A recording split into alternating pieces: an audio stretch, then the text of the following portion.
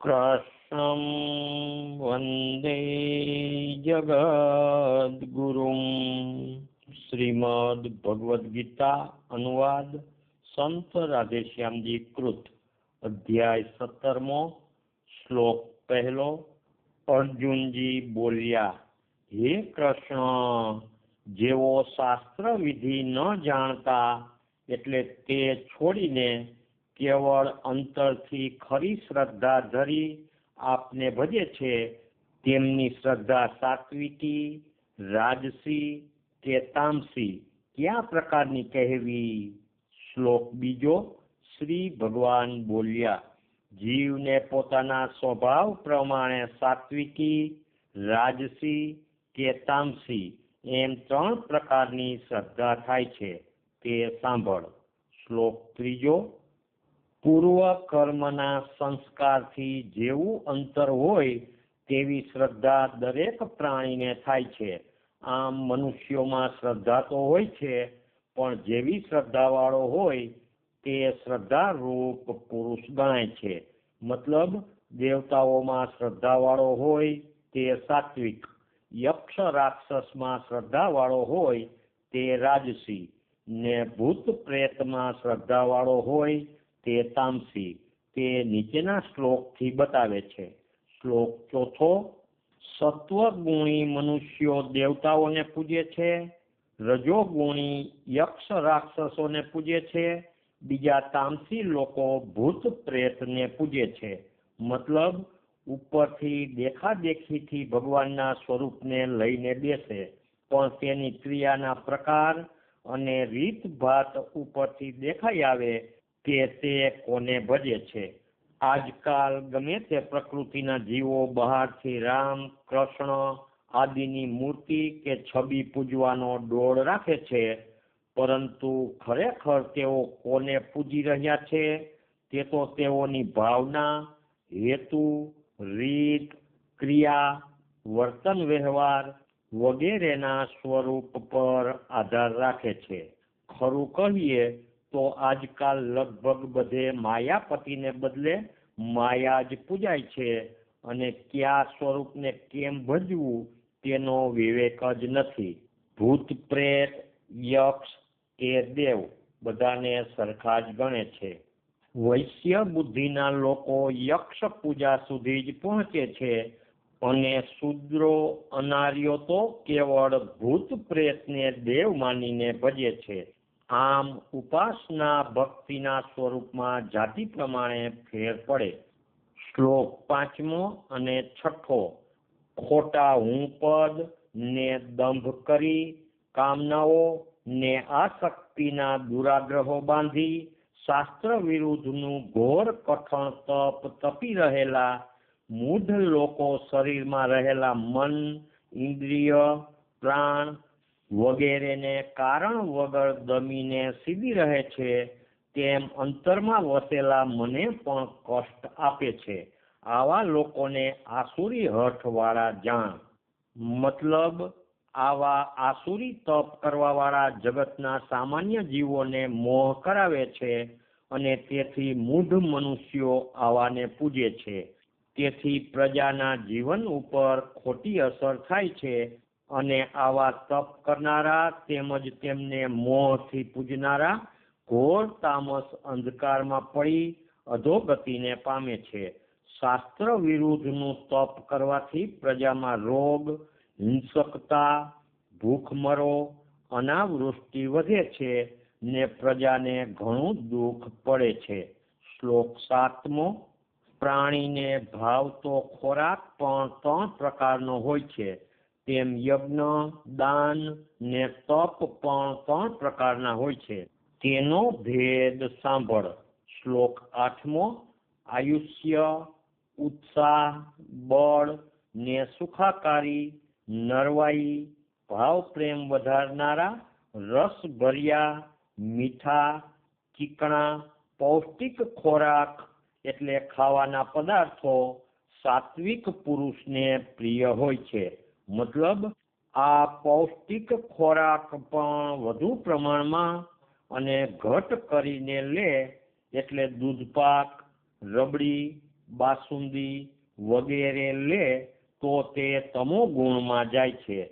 સામાન્ય રીતે દૂધ, ઘી વગેરે પ્રમાણસર રોજના ચાલુ વ્યવહારમાં ખાય તો સાત્વિકતા વધારે, પણ ભારે મિષ્ટાન બનાવી પેટ ભરે તો તે ઉલટો તમોગુણ વધારે.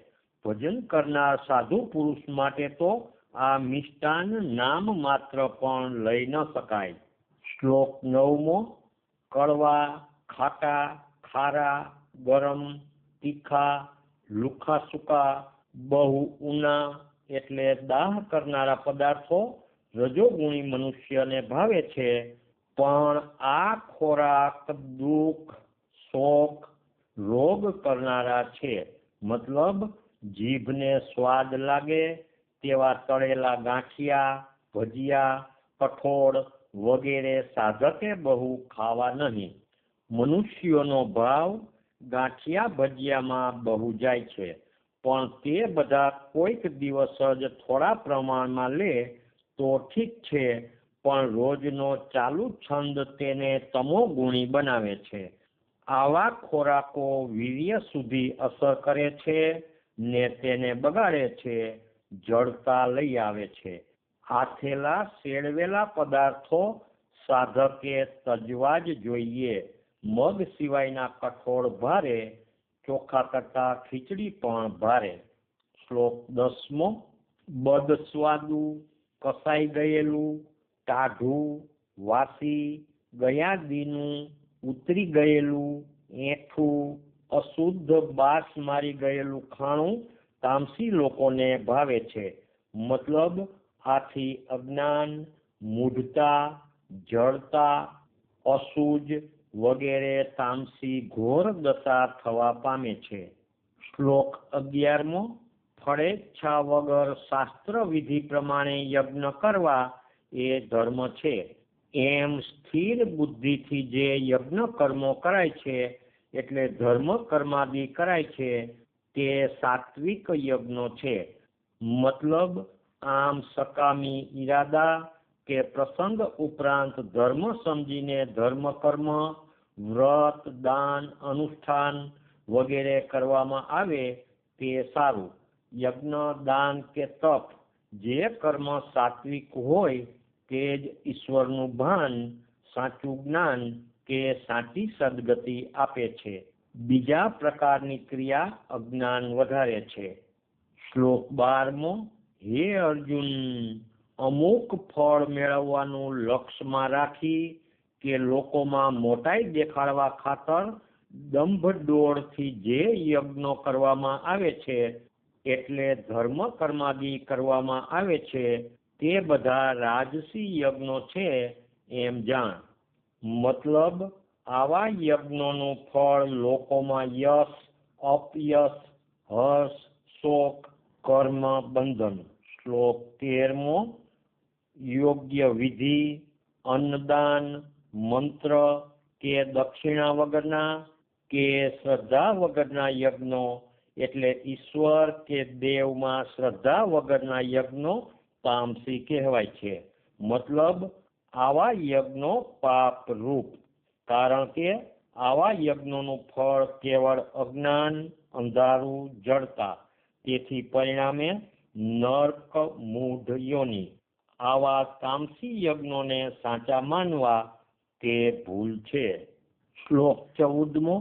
દેવતા, બ્રાહ્મણ, ગુરુજનો એટલે વડીલ વર્ગ કે વૃદ્ધો અને જ્ઞાની પુરુષોની સેવા, પૂજા એટલે પ્રસન્ન કરવું તે, પવિત્રતા, સરળતા, બ્રહ્મચર્ય ને અહિંસા એ બધા શરીરના તપ કહેવાય છે. મતલબ આ સર્વમાન્ય ભગવદ આજ્ઞા છે, છતાં સંપ્રદાયવાળા અજ્ઞાનીઓ પોતાના મહારાજ સિવાય બીજા પવિત્ર જ્ઞાની પુરુષોની પણ અવજ્ઞા કરે છે. ઘટે ત્યાં કોઈને નમતા પણ નથી. વિતરાગી સંત કે પવિત્ર યાત્રિકોને આવકાર પણ નથી આપતા, તો અતિથિ સત્કાર તો ક્યાંથી જ કરે. આમ પ્રભુ ભજવાના ડોળ ઘાલું નિર્દોષ મહાન ધર્મની હાનિ કરે છે. આવા અંધ જીવોની તમોગુણી ગતિ જ. શ્લોક 15મો. સાચું, પ્રિય ને હિતકારી છતાં સામાને દુઃખ ન કરે તેવું વચન બોલવું. નિત્ય પોતાના સ્વાધ્યાયનો પાઠ કરવો તેમજ શાસ્ત્રનો અભ્યાસ કરવો એ વાણીનું તપ કહેવાય છે. મતલબ સ્વાધ્યાય એટલે વેદ, ઉપનિષદ કે ગીતા આદિ જે ઈશ્વર સ્વરૂપને બતાવનારા આધ્યાત્મિક ગ્રંથો છે તેનો ઈશ્વર પ્રણિધાન પૂર્વક નિત્ય પાઠ, મંત્રોચ્ચાર, સ્તોત્ર, સ્મરણ, કીર્તન, મંત્ર જાપ, વિચારપૂર્વક સમજીને ભગવદ્ ગુણાનુવાદ એ પણ વાણીનું તપ છે એમ આ કાળમાં કહી શકાય. શ્લોક 16મો. મનની પ્રસન્નતા, કોમળતા એટલે ગંભીરતા, મૌન એટલે મનનશીલતા, જરૂર વગરનું ન બોલવું તે, મનાદી ઇન્દ્રિયોનો સંયમ, અંતરનો પૂરો શુદ્ધ ભાવ એટલે નિખાલસ ભાવ એ માનસિક તપ કહેવાય છે. મતલબ આથી ચિત્તની પ્રસન્નતા જ બની રહે છે. જળ મૌન શાસ્ત્ર માન્ય નથી. શ્લોક 17મો. આ ત્રણેય જાતનું તપ ઘણી શ્રદ્ધા વડે કંઈ પણ લાભની ઈચ્છા વગર એટલે સાવધ રહી, ચીવટ રાખી, યોગ બુદ્ધિથી એટલે ફળે કે ન ફળે તેમાં સમબુદ્ધિ રાખી સેવવામાં આવે તો તે સાત્વિક તપ કહેવાય છે. શ્લોક 18મો. બહાર દેખાવ ખાતર, કેવળ સત્કાર કે માન પામવા માટે કે લોકમાં પૂજાવા માટે જે દંભ ડોળથી તપ કરે છે તે ઘડીક ટકે તેવું ક્ષણિક તપ છે એટલે નાશવંત તપ છે તેને રાજસી તપ કહ્યું છે. મતલબ આવું તપ જીવને દુનિયામાં જ રાખે છે. શ્લોક 19મો. ખોટા મમતને બાંધી પોતાના આત્માને પણ દુભીને જે તપ કરાય છે અથવા તો બીજાને હાણ કરવા માટે કરાય છે તેને તામસી તપ કહ્યું છે. મતલબ આવા તપથી અજ્ઞાન અને ઉલટું પાપ ચડે ને અધોગતિ થાય, પ્રજાને પણ કષ્ટ. આવા તપને મૂઢ લોકો મોહથી પૂજે તેથી બંનેની દુર્ગતિ એટલે આત્માથી વિમુખતા. રાજકર્તાઓએ આવા તપ બંધ કરાવવા જોઈએ. અગાઉ રાજકર્તા આવા તપ થવા ન દેતા. શ્લોક 20મો. દેશ કાળનો વિચાર કરી સમા પ્રમાણે યોગ્ય પાત્ર જોઈ દેવું જોઈએ એટલે તેને કામ આવે એવું દેવું જોઈએ એમ સમજી જે ત્રાહેત પુરુષને એટલે તટસ્થ પુરુષને દાન અપાય છે તે સાત્વિક કહેવાય છે. મતલબ આથી બુદ્ધિ શુદ્ધ થાય. શ્લોક 21મો.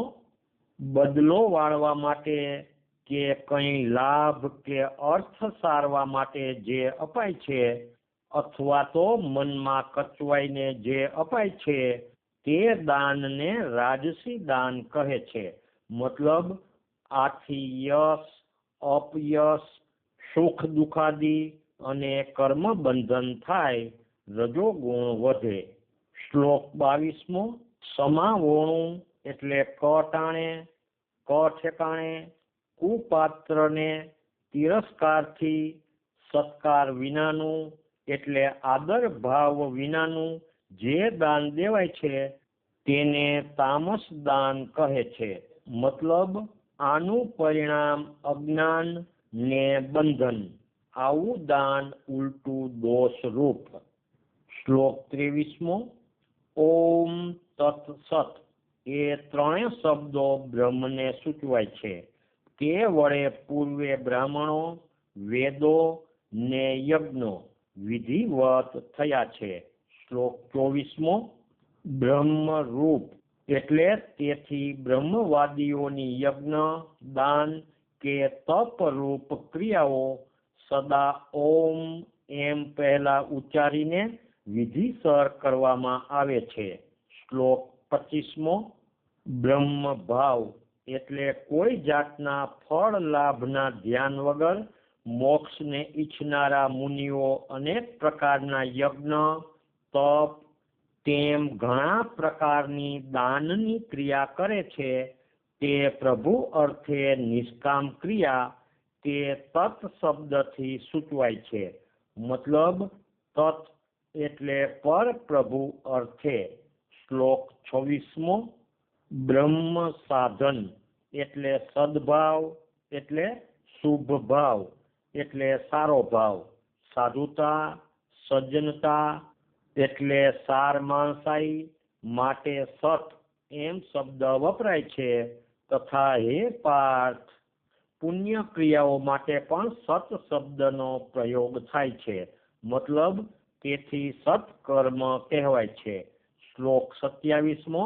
યજ્ઞ કરવામાં, તપ સેવવામાં અને દાન દેવામાં સ્થિર સહજ ભાવ તેમાં પાકી શ્રદ્ધા તે પણ સત કહેવાય. તે માટે જે કર્મ કરવા પડે તે પણ સત્કર્મો કહેવાય છે. શ્લોક 18મો. ઓમ તત્સત એટલે શ્લોક 24 થી 26.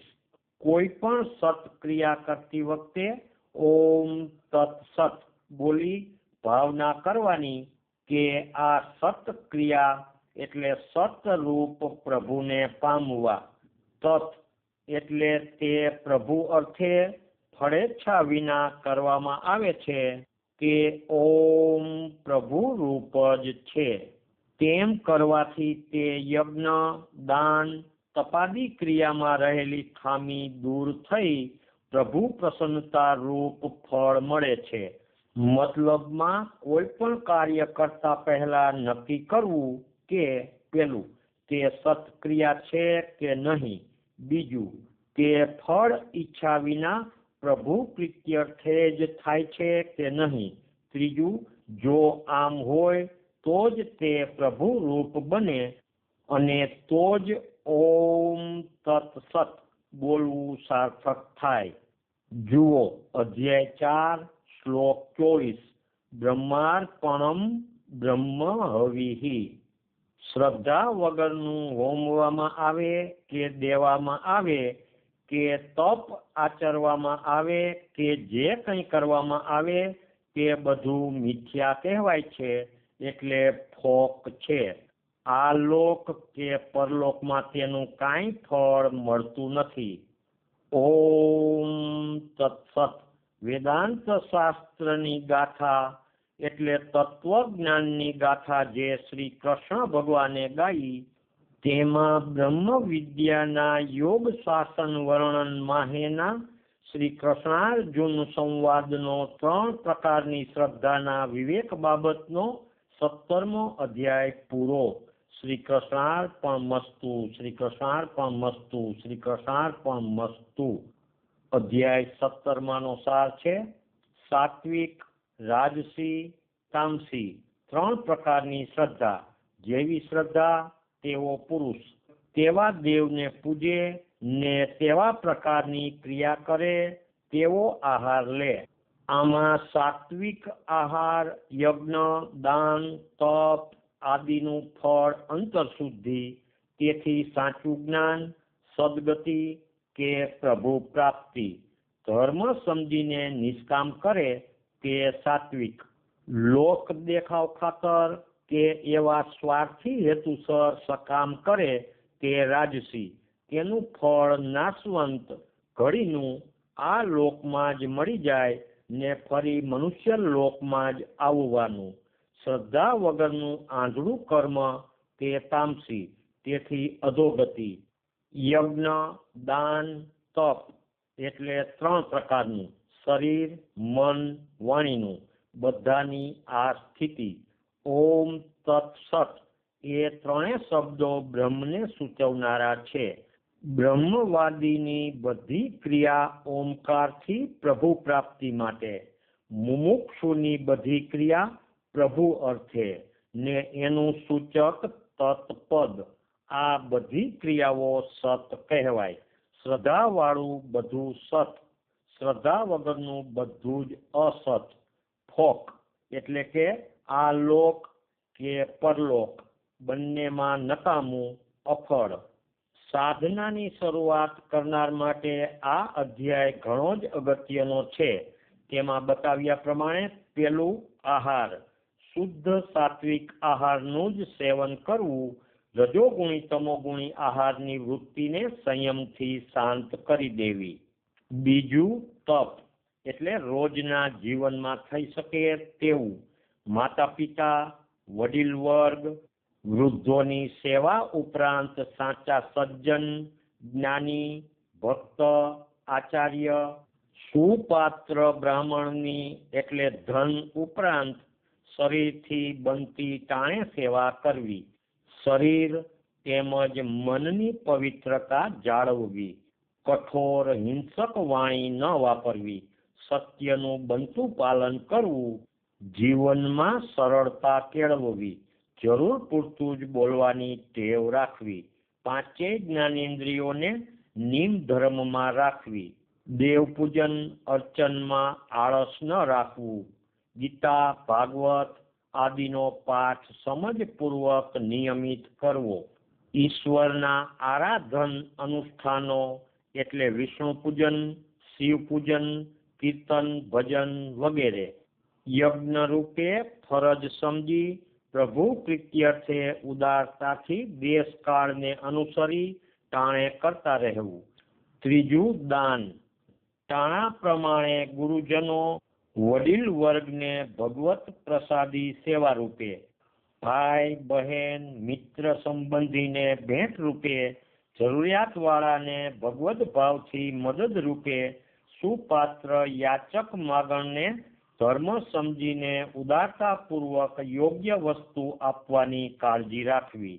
બદલો વાળવા કે કંઈ લાભ લીધો હોય તે માટે તો કૃતજ્ઞતા ખાતર આપવું જ જોઈએ, પરંતુ જેની સાથે કાંઈ લેવા દેવા નથી તેવા યોગ્ય પાત્રને પણ ઉપર બતાવ્યા પ્રમાણે ટાણે ધર્મ સમજી તેમના ઉપયોગની વસ્તુ આપવાથી જ અંતરના મેલ ધોવાય છે.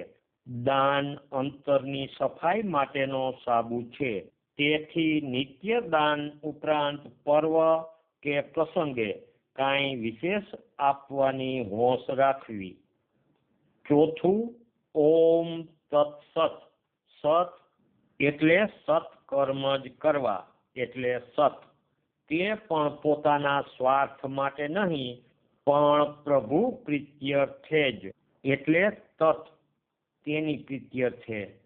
તો તે કર્મ ઈશ્વરમય બનતા આપણને ઈશ્વર રૂપ એટલે ઓમ બનવામાં મદદરૂપ થાય. શ્રી નારાયણ ભગવાન કી જય. શ્રી કૃષ્ણચંદ્ર દેવ કી જય. દ્વારિકાધીશ કી જય. રણછોડરાય કી જય. નરસિંહરામ મહારાજ કી જય. સદગુરુદેવ કી જય. રાધે શ્યામ, રાધે શ્યામ.